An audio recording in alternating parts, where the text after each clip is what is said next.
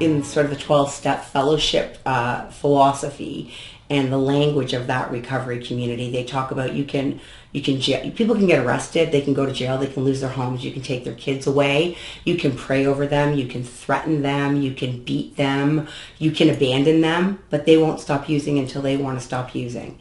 And people generally stop using because the pain of staying the same becomes greater than the fear of changing. And so when they get to that spiritual bottom, like I said, that crisis of that sort of critical crisis, that spiritual crisis, they decide to change. You decide to change because you can't continue the way it was, because it was too bad. You couldn't go on another moment like that. You have to do something different. That will only carry you so far, because when you stop and you make that change, gradually the circumstances that drove you to that point start going away. You start feeling good.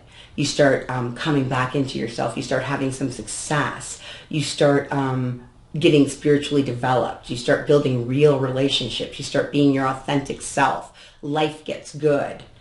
And the fear of going back is no longer going to motivate you. What you have to be motivated by is getting more out of life, like more of the good things, right? If the only way that I can motivate you is the threat of something bad happening to you, what's the payoff? It's like the value proposition is avoidance of a negative rather than a benefit. So there's no benefit. There's only avoidance of a detriment. And that's what we try and build in is, what do you want to get out of life? What are your goals in recovery? Not just stopping drugs.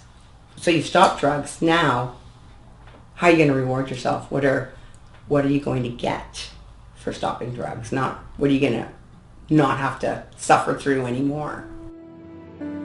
If you or a loved one are looking for help with substance abuse, call our 24/7 helpline at 1-800-615-1067. A caring addiction advisor is awaiting your call.